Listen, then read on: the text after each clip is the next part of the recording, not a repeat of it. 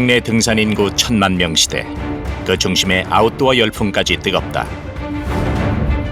아웃도어 시장은 그 유래를 찾아볼 수 없을 정도로 급성장하며 스포츠와 패션 업계에 새바람을 일으켰다. 시장 팽창 속도는 뭐 어떻게 말할 수가 없었어요. 어느 시간에. 그러니까 예를 들면 이거 잘 팔리는 시간이 있잖아요. 그거 없어요. 아침에도 잘 나가고요. 메인 타임 하면 더 잘 나가고요.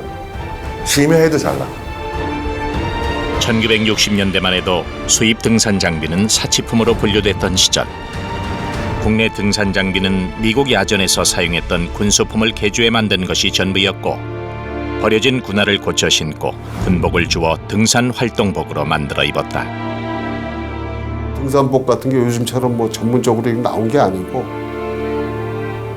주로 이제 미군 부대에서 흘러나온 이제 군복들, 그거 이제 물들이고 줄여가지고 이제 입고 다니고. 근데 등산화 대신에 이제 워커라고 얘기하는 군화 이런 거 신고 다니고. 불모지였던 아웃도어 시장에 진출해 우리나라 최초로 나일론 원사를 만들어낸 코롱. 싸고 질긴 합성 섬유 나일론의 등장은 당시 우리나라 의복 생활에 큰 변화를 가져온다. 천연 섬유의 한계를 극복하면서 다양한 디자인의 옷을 대량 생산하는 시대가 열린 것이다. 양말도 계속 바느질해서 신었던 사람들에게는 신선한 충격이었던 거예요. 엄청나게 비싼 그런 고가도 아니었음에도 불구하고 그렇게 해서 나일론 천을 이용한 양말이 나오고 티셔츠 같은 것들이 나오고 바지가 나오고 아무리 입어도 닳지 않는 거죠. 나일론 덕분에 여성들은 양말 뒤꿈치를 꿰매고 해진 옷을 입는 일로부터 자유로울 수 있게 된다. 1970년대 아웃도어란 말도 생소하고 등산이란 개념조차 모호했던 시절, 코롱은 내구성이 뛰어난 나일론을 아웃도어 의류의 최초로 접목시킨다. 대한민국 섬유의 역사를 다시 써내려간 코롱, 아웃도어 시대를 연 나일론.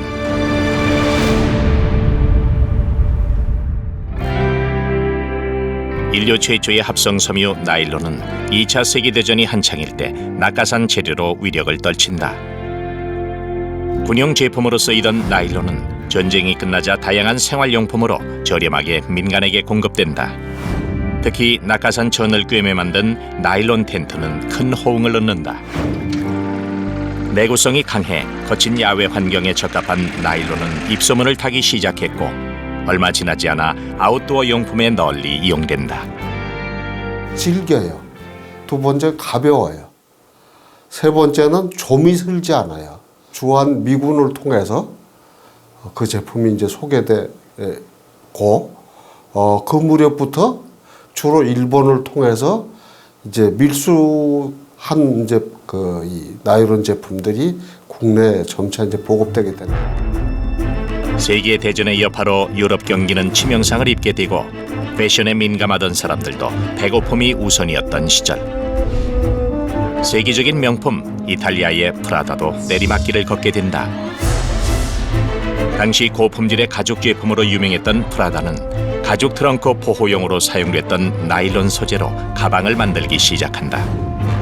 비실용적인 고가의 가죽을 포기하고 새로운 백을 내놓는다. 프라다의 나일론 가방은 대히트를 쳐 파산 위기로부터 벗어나게 했고, 그 명성은 지금까지 이어져 오고 있다. 그게 바로 나일론 천이었거든요. 그 천을 가지고 가방을 만들기 시작을 했고 그런 제품을 만들기 시작을 했던 거예요. 처음에는 선입견을 가진 사람들은 그렇게 얘기를 했죠. 아니 어떻게 저걸 가지고 가방을 만들 수 있느냐. 그러나 대중들은 점점 실용적인 면을 많이 생각하기 시작을 했고, 그런 트렌드가 바뀌는 것과 프라다의 발상의 전환이 맞물리면서 프라다 천은 명품 천의 대명사가 됐고, 1950년대를 풍미했던 헐리우드 스타들은 세계 여성들의 패션에 큰 영향을 주었다. 당시 패션에 있어서 가장 큰 변화의 계기 역시 나일론의 등장이었다. 미국에서 나일론으로 만든 스타킹이 처음 선을 보였는데 실크 스타킹보다 훨씬 높은 가격이었음에도 불구하고 첫 해에만 6,400만 켤레가 팔려나간다. 세탁하기 쉽고 다림질이 필요 없는 20세기 의복 혁명에 대중이 열광한 것이다. 나일론의 등장은 인조 섬유의 등장을 의미합니다. 그 전까지는 면, 마, 견, 양모 등의 천연 섬유를 이용해 의복을 한정적으로 생산했다면 인조 섬유의 개발로 인해 다양한 아이템의 개발뿐만 아니라 대량 생산이 가능해졌고요. 현재와 같이 기성복 산업에 크게 발전할 수 있는 계기가 되었다고. 우리나라에선 광복 이후 일부 면방직 공장이 가동되고 있었다. 당시 의복에 주로 사용됐던 소재는 면이나 견. 세탁할 때마다 잘 해지고 닳았기 때문에 여인들은 바느질에서 헤어날 수 없었다.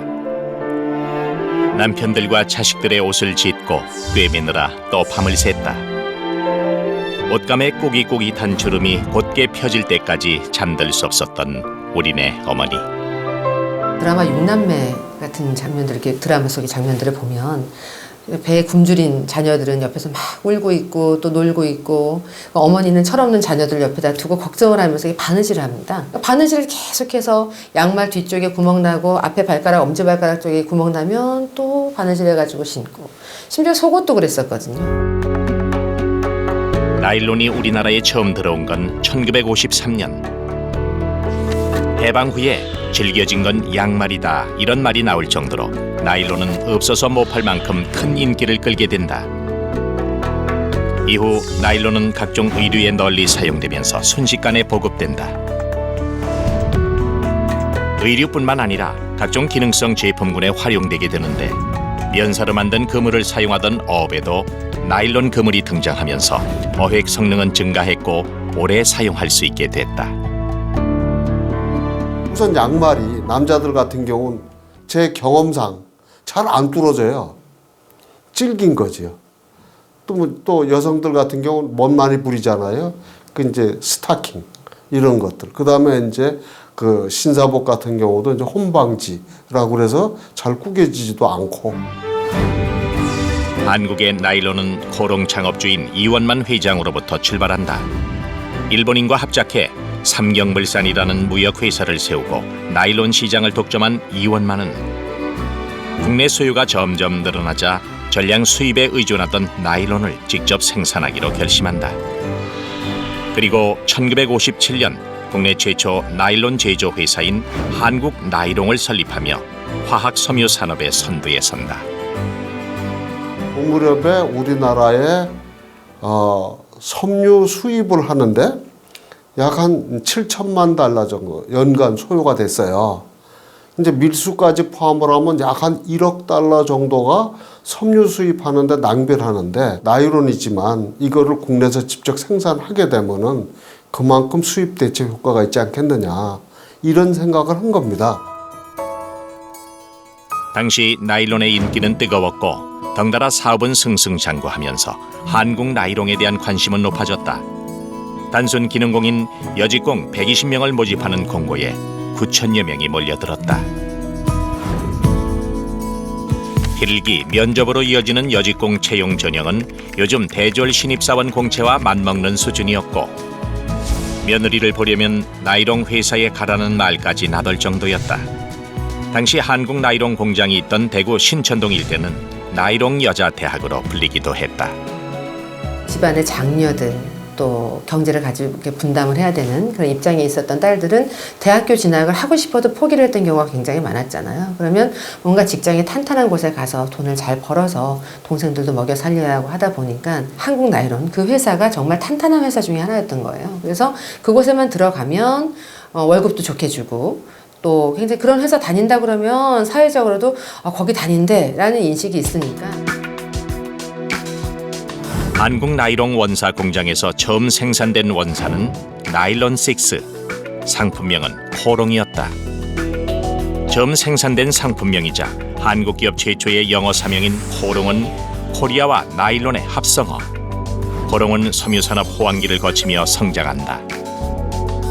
1970년대 섬유산업은 우리나라 경제 발전의 견인차 역할을 했는데, 수출산업공업단지였던 구로공단의 재봉틀 소리가 끊이지 않았을 정도였다. 1970년 된 우리나라 섬유 산업에 있어서 이게 종래의 수입 대체 산업에서 수출 산업으로, 또한 국가 기관 산업으로 자리매김하는 시기입니다. 당시 우리나라 전체 수출의 30% 정도를 섬유 산업이 차지를 해요. 본격적인 경제 성장의 시기 1970년대 패션 시대의 개막과 함께 시작된 스포츠. 동창과 옛 은사들이 다시 만나고 가족들도 체육관에 나와서 즐거운 한때를 보낼 수 있었다는 점에서 한국 스포츠는 각 분야에서 세계로 뻗어나간다. 1973년 세계 탁구 선수권 단체전 금메달. 1년 뒤 헝가리 복서의 토혼, 세계 챔피언 탄생. 1976년 몬트리올 올림픽 레슬링에서 광복 후 올림픽 첫 금메달을 따낸다. 스포츠 경기는 박진감 넘치는 승부의 세계와 감동의 드라마를 연출해 국민들에게 용기와 위로까지 안겨줬다. 온 국민의 관심 속에 한국 스포츠는 폭발적인 성장을 보인다. 1973년도가 우리나라가 문명의 시대로 접어든 시기였는데 왜 우리가 문명의 시대라고 하냐면 우리나라의 국민 소득 수준이 400달러를 넘은 해입니다. 그러니까 1달러 미만으로 살아가는 나라를 빈곤의 국가라고 그러는데 대한민국 국민이 1973년도에 400달러를 넘었음으로써 이러한 빈곤에서 벗어난 해가 되겠습니다. 76년에 이러한 몬트리올에서 양정모 선수가 금메달을 땀으로써 국민들에게 올림픽이라는 것을 알릴 수 있는 계기가 됐고 또 대한민국의 긍지와 자부심을 심어줄 수 있는 계기가 됐습니다. 한편 에너지 파동으로 경제 위기가 전 세계에 확산됐던 1970년대 세계의 경제는 불황의 어려움을 겪게 된다. 소비자들은 무엇보다는 실용성을 추구했고 적은 돈으로 좋은 품질의 옷을 구입하는 데 관심을 갖게 된다. 런던의 고급 양복점 거리인 세빌로의 많은 양복점들은 문을 닫게 되고 남성복 매장들은 연쇄적으로 도산을 하게 된다. 값비싸고 불편한 옷 대신 일할 때 간편하고 움직이기 편한 옷들이 인기를 끌기 시작한 것이다. 그로 인해 1970년대는 캐주얼한 스포츠 패션이 유행한다. 그 무렵 나일론의 인기는 점차 사그라들었고 폴리에스테르와 스판덱스 등의 기능성 소재를 개발해낸 코롱. 당시 우리 국민들의 레저 욕구는 높아졌지만 관련 용품이 전무했던 시절 코롱은 스포츠 브랜드를 출시한다. 등산화, 버너, 코펠 등 다양한 용품들을 내놓으며 국내 아웃도어 시장을 개척한다. 1970년대에 이 아웃도어를 제품을 생산한다는 것 자체가 그 당시에 국민들의 소득 수준하고는 전혀 맞지 않는 그런 방향입니다. 70년대에는 이 외부에 나가서 캠핑을 하거나 아웃도어 활동을 한다는 것을 상상을 하지 못하던 시기에 이러한 코롱 스포츠라는 그러한 브랜드를 만들고 제품을 생산했다는 것은 상당히 우리나라 스포츠의 한 획을 긋는 용품의 한 획을 긋는 그러한 사건이다라고 얘기를 할 수가 있는데 1977년 한국인 최초로 에베레스트에 올랐던 산악인 고 고상돈 대원. 그 이후 국내에서는 본격적인 등산붐이 일어난다. 국토의 3분의 1이 산이라는 지리적 환경과 국민소득의 증가를 배경으로 레저 욕구가 등산을 만나면서 새로운 문화로 자리 잡게 된 것이다. 덩달아 여가에 대한 개념도 변화한다. 휴가를 즐기기 위해 계곡이나 바닷가로 떠났고 텐트를 치고 시간을 보내는 것이 선망의 대상이 된다. 그 시절 캠핑 열기 덕분에 코롱 스포츠는 급격히 성장세를 타고 한국 아웃도어 시장의 모태로서 자리를 잡는다. 지금은 뭐 캠핑 붐이 일어서 많지만 그때는 캠핑하면 텐트가 뭐 대세거든요. 여행을 가면 숙소 잡는 것보다 텐트에서 자는 걸 당연시하던 청춘들은 다 그렇게 했는데 촌이 있잖아요. 텐트 촌이 이렇게 보면 코오롱 다른데 코오롱 뭐 이런 식이었던 시절이었어요. 나일론의 인기가 시들어가고 기능성 원단의 시대가 열리면서 코오롱 그룹 내에서도 새로운 변화의 바람을 맞게 된다. 장업주 이원만의 대를 이어 그룹의 총수가 된 아들 이동찬. 육상선수 출신이었던 이동찬은 대한농구협회장, 대한골프협회장을 역임하며 아마추어 스포츠 발전을 위해 힘을 쏟는가 하면 환경이 열악한 종목에 관심을 기울인다. 1980년도에 이러한 코오롱의 이동찬 회장께서 이러한 스포츠 브랜드를 만들고 그 다음에 이분이 골프협회 회장이라든가 농구협회 회장이 되셨습니다. 그래서 이런 스포츠에 대한 무한한 애정이 있는데 그러한 무한한 애정 이면에는 바로 스포츠에 대한 사랑이 있다고 볼 수가 있습니다. 이동찬 회장 같은 경우는 고교 시절에 이러한 달리기 선수였습니다. 이동찬은 비인기 종목이었던 육상 종목, 그중에서도 마라톤을 열성적으로 후원한다. 1981년 한국기록 경신 포상금 제공을 시작으로 고교 단축 마라톤 대회를 열어 선수 발굴에 힘을 쏟는다. 1987년엔 정봉수 감독을 영입, 코롱 마라톤 팀을 정식으로 창단해 김한기, 황영조, 이봉주 등 마라톤의 역사를 새로 쓴 선수들을 지원하면서 한국 마라톤의 부활을 꿈꾼다. 이동찬 회장님이 마라톤에 관심이 굉장히 많으셔갖고 82년도에 포상금을 대폭적으로 이렇게 상금을 걸었습니다. 2시간 15분대 돌파 시에는 5천만 원, 그다음 2시간 10분대 돌파 시에는 1억의 포상금을 걸었어요. 선수들의 사기 진작도 있고 또 지도자도 마찬가지고 굉장히 그게 도움이 많이 된 것 같습니다. 1991년 셰필드 하계 유니버시아드에서 우승을 하고 돌아온 황영조 선수. 당시 황영조는 코롱이 제작한 옷을 입고 있었지만 신발은 일본 브랜드를 신고 있었다. 이를 본 이동찬 회장은 곧바로 신발 개발팀에 황영조를 위한 신발 제작을 의뢰해 당시 25명의 인원과 6천만 원의 비용을 투자해 세계 최고 수준의 마라톤화를 탄생시킨다. 선수들이 필요로 하는 용품과 의류에 지원을 아끼지 않은 것이다. 일주일에 한 번씩 신발 본도 뜨고 또 직접 선수들이 달리는 거 또 체크도 하고 한 2년에 걸쳐서 특수 신발을 발에 딱 맞는 신발을 개발을 했던 거죠. 근데 그 신발이 개발비가 한 매달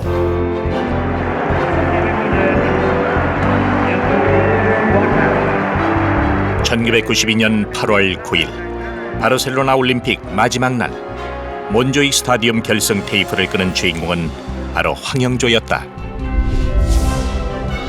올림픽의 꽃 마라톤 금메달.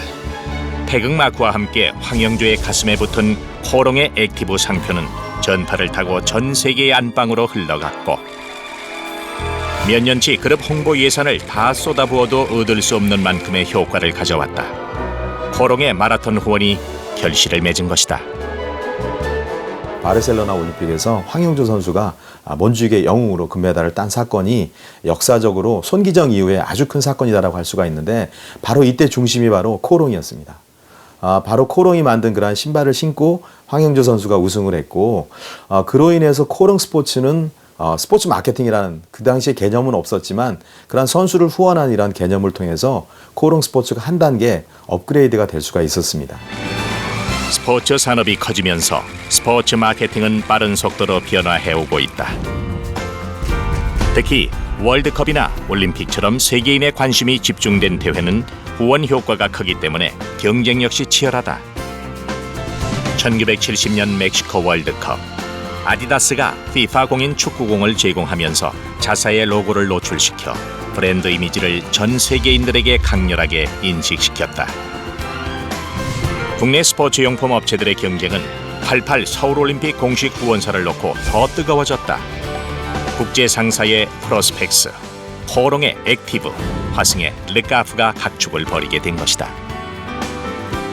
그 당시에 도쿄에서는 미즈노라든가 또 1984년 LA 올림픽에서는 나이키라든가 또 2006년도에 독일 월드컵에서는 아디다스 이렇게 국가는 올림픽이나 큰 이벤트를 통해서 브랜드를 성장시켜 오는 것이 하나의 관례였고 또 스포츠 마케팅의 핵이었는데 88 서울올림픽 조직위원회는 스포츠 의료와 파커류 공식 후원사로 코롱을 지정한다.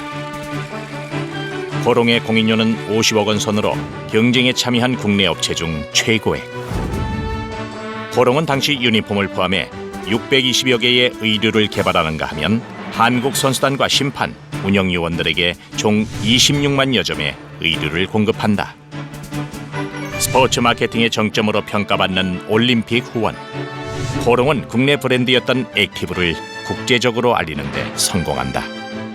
그때 스포츠 브랜드가 몇 개나 있었겠어요. 그러니까 웬만한 브랜드에는 다 코오롱이다 아마 협찬을 했을 거예요.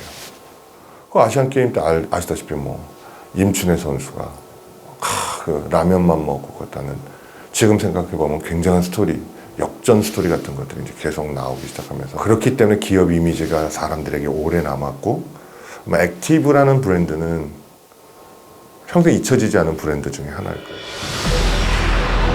2000년대 들어서면서 스포츠는 더 이상 보는 것만이 아닌 직접 즐기는 시대가 된다. 등산 인구 1000만 명 시대가 온 것도 이때 아웃도어 산업의 부흥기가 열린 것이다. 주 5일제 시행으로 한국형 아웃도어 문화가 형성되고 세계 유명 브랜드들이 수입되면서 연평균 25%라는 성장세를 보이게 된다. 패션의 변방이었던 아웃도어 의류가 황금알을 낳는 거위가 된 것이다. 특히 아웃도어 패션이 중장년층들에게 큰 인기를 끌며 주말 유니폼이 되기도 했다.